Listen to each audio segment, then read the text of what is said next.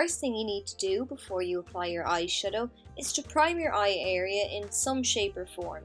Today I'm using the Urban Decay Primer Potion to get the most out of my shadows and to stop them from creasing and smearing throughout the day. Because I've only used a primer, I still have some discoloration on my lids, so I'm going to go in with an eyeshadow that's similar to my skin tone, and this is going to be my base colour. What this is going to do is it's going to give me a nice canvas to start out on. I'm taking Whiskey next, and you can do this with any shade, it doesn't really matter because it's only a guideline. So I'm mapping out the shape that I want my eyeshadows to be in first. I like to freehand it by drawing a line angling from my lower lash line out towards the end of my brow, but you can use a piece of card, whatever works for you. I just prefer to freehand because once it's on, it's on. I don't have to worry about peeling off some tape that's going to lift my foundation or irritate my skin. I'm sticking with that Whiskey shade, and this time I'm taking it on a blending brush. I'm going to blend it in from that line we just placed down. So with circular motions, I'm applying the product in a V shape on the outer portion of my eye, so on the outer third of the eyelid, out towards the tail of the brow, and then back in across the crease. Whiskey is one of the matte shades in the palette, so in order to get the colour payoff that's in the pan, you're going to need to layer the shadow, and that's what I'm doing now. So I'm just going back in and adding a little more shadow. I'm working my way from light to dark in the crease as always, so next I'm going in with a little bit of Smolder. This shade is a satin finish, so it's going to be a little bit easier to blend than the previous shade.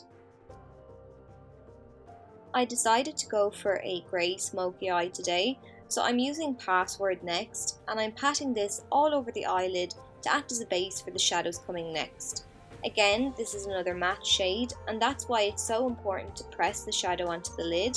By doing this, you'll get a nice even coverage and there won't be a patch in sight.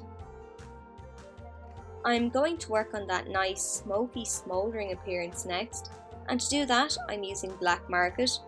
Even though the black isn't matte, you can still have some difficulty blending it out, so as always I'm taking a little on my brush at a time and placing the colour down on the outer V of the eye.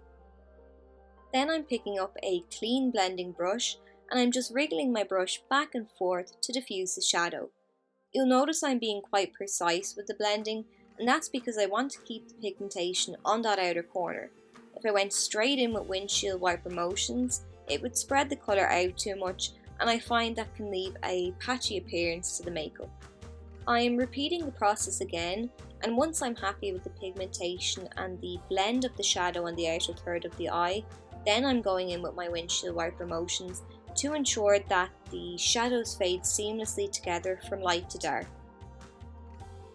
I wanted to deepen the inner half of the eyelid and to add a little sparkle as well, so to do that I'm taking Dagger on a pencil brush and packing it onto the lid.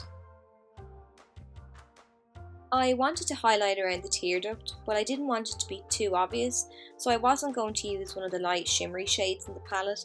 Instead, keeping with the grey theme, I decided to apply Slanted. I didn't want to add a winged liner because I felt it would take away from the shadows, but I needed to add something to the upper lash line because I'm applying false lashes, and I needed to hide the lash band, so I'm using an angled brush to add a little of that Black Market shade to my upper lash line.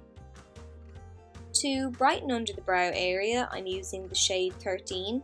If you've made the mistake of blending your crease colours up too high, you can use the highlight shade as an eraser to pull the colour back down.